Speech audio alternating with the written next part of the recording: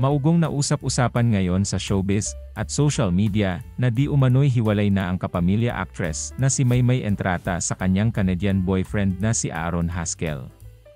Matatanda ang Valentine's Day noong 2022 nang isapubliko ni Maymay ang relasyon nila ni Aaron.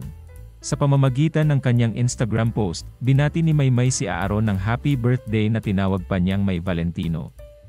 Anya sa caption ng kanyang post, "Happy birthday May Valentino." Ngunit halos 2 taon mula nang isapubliko ni Maymay ang relasyon nila ni Aaron, umugong ang haka-haka na hiwalay na raw sila nito. Napag-usapan ng mga entertainment writers na sina Ambet Nabus, Rose Garcia, at John Nardo ang tunay na estado ngayon ng relasyon ni Maymay at Aaron sa YouTube show nilang Marites University. Ayon kasi kay Rose, maraming netizens ang nakapansin na matagal nang hindi nagpo-post si Maymay ng tungkol kay Aaron o ng picture nila na magkasama. Napansin din daw ng ilang netizens na binura ni Maymay ang ilang post niya. Lalo rin daw nakadagdag sa hinala ng netizens ang latest post ni Maymay na malaman umano. Ani Rose, di ba si Maymay ay may boyfriend? Si Aaron. Ngayon, alam mo naman ang mga fans at ang mga netizens napakabilis ng radar. So, napansin daw parang medyo matagal-tagal na hindi nagpo-post si Maymay ng any picture ni Aaron or picture nila together.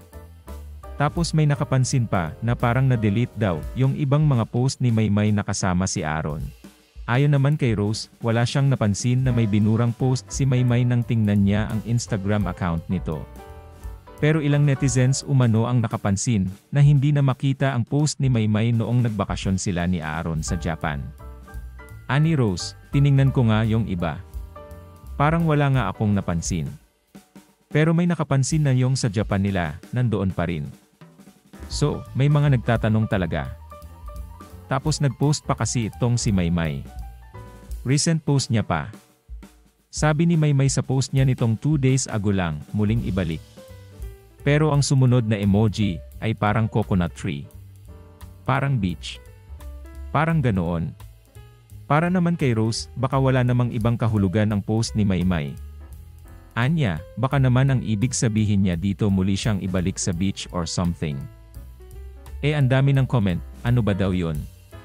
Wala na ata sila, nawala na yung pic nila together, ano ba ang muling ibalik? Hirit naman ni June, syempre, ibalik mo yung nakaraan.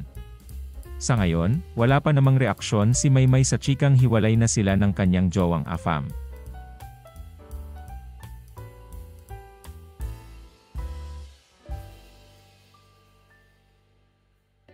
Kung nagustuhan mo ang video na to, huwag kalimutan mag-like at mag-subscribe para lagi kang updated sa mga bagong videos ko. Salamat!